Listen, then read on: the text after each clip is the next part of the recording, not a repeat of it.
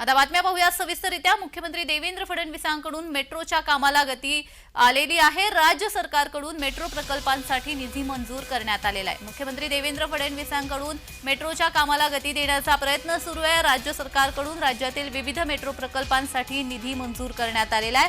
मुंबई ठाणे मुंबई महानगरातील मेट्रोसह पुण्यातील मेट्रो प्रकल्पांसाठी MMRDAला भरघोस निधी देण्यात आलेला आहे। एशियन डेव्हलपमेंट बँकेकडून कर्ज स्वरूपात सरकारला रक्कम मिळाली आहे। फडणवीस यांनी नागपूर अधिवेशनामध्ये बँकेसोबत बैठक घेतली होती। अवघ्या आठवड्याभरात बँकेकडून मेट्रोसाठी कर्ज स्वरूपात निधीची उभारणी करण्यात आलेली आहे।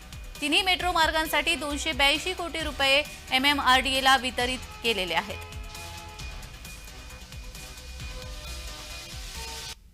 कुठल्या मेट्रोसाठी किती रक्कम देण्यात आलेली आहे पाहूयात। मेट्रो 5 ठाणे कल्याण भिवंडी मार्गिकेसाठी राज्य सरकारकडून MMRDAला 23.83 कोटी रुपयांचं कर्ज वितरित करण्यात आलेलं आहे। मेट्रो 9 दहिसर ते मीरा भाईंदर आणि मार्ग 7A अंधेरी ते छत्रपती शिवाजी महाराज आंतरराष्ट्रीय विमानतळ प्रकल्पासाठी राज्य सरकारकडून MMRDAला 22 कोटी रुपये कर्ज वितरित करण्यात आलेलं आहे।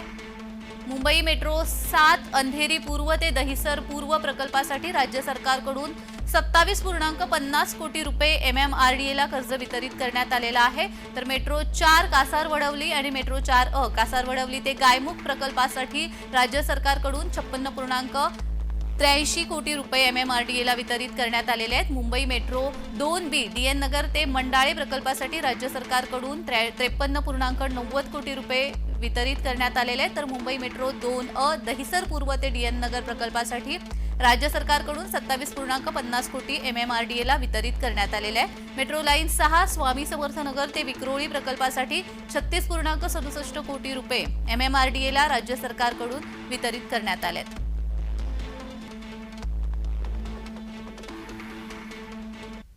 तर या संदर्भात अधिक माहिती देण्यासाठी आमचे प्रतिनिधी चेतन किर्दत आपल्यासोबत जोडले गेलेले आहेत। चेतन, मुख्यमंत्री देवेंद्र फडणवीसांकडून मेट्रोच्या कामाला गती देण्याचे प्रयत्न सुरू आहेत आणि मेट्रो प्रकल्पांसाठी निधी देखील मंजूर करण्यात आलेला आहे। अधिकची माहिती।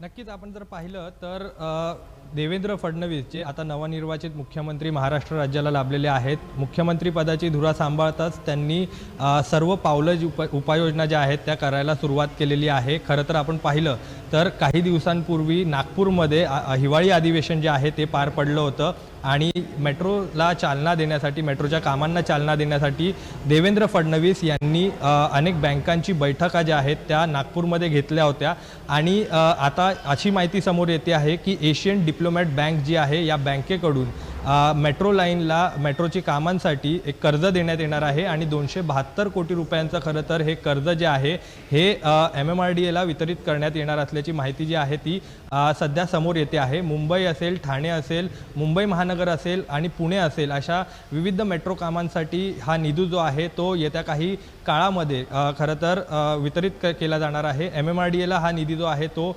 वितरित करण्यात येणार आहे आणि आपण जर पाहिलं तर नागपूर अधिवेशनात देवेंद्र फडणवीस यांनी ज्या बँकेसोबत बैठक घेतली होती यानंतर अवघ्या आठवड्याभरातच या सर्व कामांना वेग आल्याचं आपल्याला पाहायला मिळतं आहे। बँकेकडून देखील आता या सर्व कामांसाठी निधी जो आहे तो कर्जाच्या स्वरूपात MMRDAला उपलब्ध करून देण्यात येणार आहे। अगदीच चेतन, आणखी एका बातमीसाठी तुमच्याकडून माहिती अपेक्षित आहे, असे जोडलेले रहा।